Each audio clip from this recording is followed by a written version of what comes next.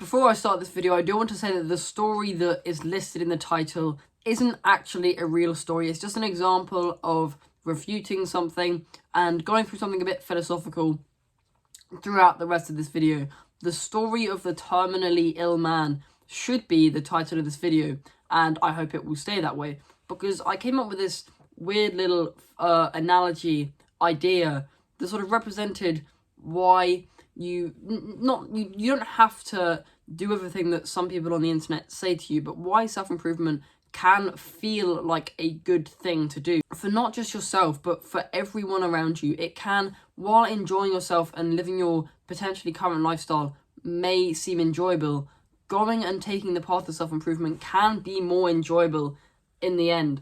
And the reason that I wanted to I included the words terminally ill in the title is because a lot of people try to refute the idea of self-improvement by using things like you only live once. What happens if you got hit by a bus tomorrow? Wouldn't you want to enjoy the remaining minutes, hours, days of your life by doing something that's potentially fun? Now, while this story may not necessarily actually exist, I don't personally know of any terminally ill people that have gone on to self-improvement, because I just don't. But I can assure you that you probably would have seen in your schools the miracle stories where people who were in the most desperate situations. I remember when I was in primary school, we learned a story about this guy who didn't have any limbs, had been born without arms and without legs. I cannot remember his name, but I remember that he had become like a public motivational speaker or something like that and had made a name for himself inside of the world. He didn't give up. He didn't enjoy himself because he felt that what he could do with his life wouldn't end up meaning that much because of the fact that he was clearly disadvantaged. He still wanted to do what he felt was right for himself. He wanted to improve himself. He wanted to actually make something of himself so that he could feel fulfilled and purpose. Because while you can have the mindset of you only live once, you just enjoy yourself, that can end up meaning that you don't really end up being a human being, because you're not actually fulfilling anything by living that sort of lifestyle, because all you're doing is you're repeating the same cycle of working or going to school and then just going to parties and not really having any substance to your life, which is exactly what some of these people who have become terminally ill, they do have substance to their life and they still seemingly have good mental health despite their survival chances being pretty slim because they have terminal illnesses. And I know the guy that I spoke about who has no arms and no legs isn't terminally ill. That's a whole separate sort of thing. That's the biggest example that I could think of, but I've heard so many more stories of just little snippets on the radio, little snippets on the news of people that were ill and they were sick. They didn't really think that they could do anything with their life, and they just decided that they wanted to make something of themselves and fulfill any purpose that sort of came to them because it gave themselves some meaning. You can have self-respect, self-confidence, but having some sort of self-meaning in a philosophical sense, in a spiritual sense, is a very important thing, because it means that you can actually go through life. When you go to bed when you go to bed in the evening, it means that you want to wake up the next day. That's exactly what these people want to do. They don't want to they don't want to go to bed thinking that they are useless, that they are a failure because they're terminally ill or they are physically disabled and physically disadvantaged. That's not what these people do. They are often, not in every single case, I'm not gonna lie, there are probably gonna be some people that may feel that sort of emotional disadvantage, but there are going to be people out there that are in 100 times, 1,000 times worse positions than me and you are right now, and they go to bed every single evening thankful for the next day that may come to them, because they feel that they have a purpose that they are fulfilling with every single day that passes by them.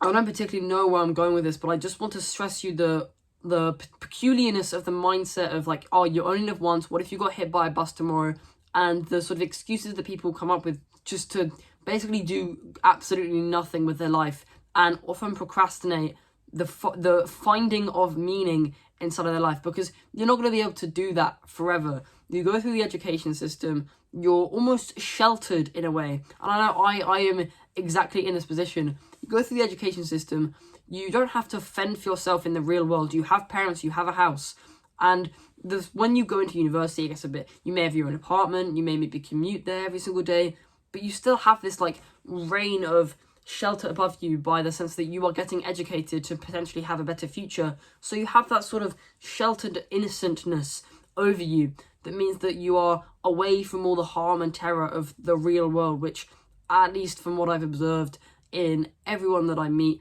seems to exist. It doesn't seem like a particularly fun place if you come to it very unprepared, because once you leave university, you graduate, leave college, then that's it. You suddenly have to fend for yourself in the majority of cases. Some people may move back to their parents' house, but still, once you sort of go away and then come back, you almost become like a different person in a sense. I don't know how it all really works, but once you just have that life-defining moment, you feel like an entirely different person, and you realize that you don't have that blanket over you anymore, and you have to actually start doing something to actually make a living, even, because that's sort of how the society that we live in works. You have to do something that is valuable to make money, to be able to buy food and live and sleep in a nice bed. That's how society works nowadays. But many people, because of the sheltered blanket of the education system, they don't do that. They don't make anything of themselves, and it ends up being quite a odd life for them, because then they may continue to just go about partying and not actually being a self-meaningful human being, because they haven't thought about the part of their life that is now going to happen where they actually need to do something. I mean, yeah, you can enjoy yourself in the education system when you have that blanket of innocence and shelteredness. I'm sorry for my poor grammar, but honestly, it's I just can't think of the correct words to use, and I don't want to have to keep on stopping and editing the video in the future.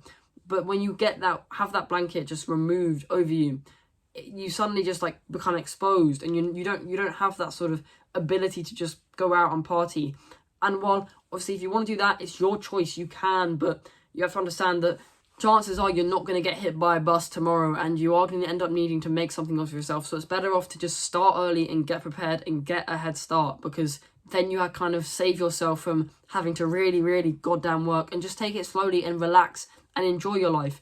Then you don't have to enjoy your life in the sense that you go out and overstimulate yourself. You just enjoy your life through relaxation, just spending time in nature and going on walks and stuff, instead of, because you didn't do the hard work in those years where you were sheltered and felt innocent, instead of doing the work then, now you're doing a lot of work now to try recover the deficit, and you don't have time to relax, you don't have time to spend time with your family, because you're trying everything, you're doing this, you're doing that, and that will just tank your mental health. I mean, you can't keep that balance that is so important. You can't keep that balance with your mental health and your work, not necessarily the balance of moderation with certain bad habits and addictions and stuff, because moderation with addictions just doesn't really work, especially if you are someone who has been in a bad addiction situation with certain things in the past. But why on earth would someone who is terminally ill, someone who is potentially physically disadvantaged, why on earth would they decide to go into self-improvement and not just enjoy their life, enjoy what they potentially have left of their life? Why would they decide to actually do what felt right to them instead of just do what felt good?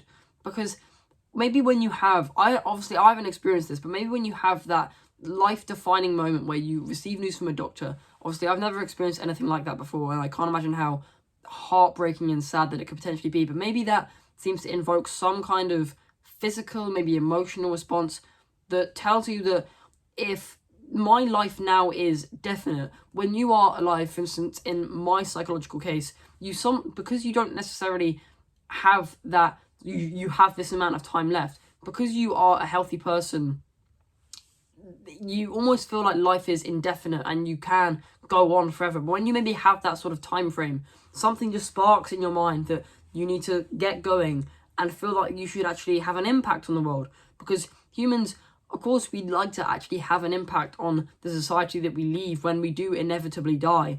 That seems like quite a normal thing for someone to want, and maybe that's just something that happens when you get that feeling. I mean, some people it won't, some people it will just be such a saddening and heartbreaking thing that they will just want to enjoy themselves and enjoy what they have left in the certain ways like overstimulation and stuff. Some people will decide to enjoy themselves. They won't necessarily do work and just feel like that they have to do something and achieve something.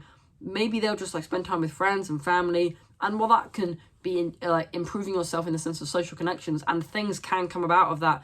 Maybe the public speaker that I talked about earlier in the video, decided that he would just be a nice person to his friends and family, and opportunities opened up to him in the future. It's all such a complicated philosophical topic. I kind of like talking about all this stuff because it is such a interesting thing.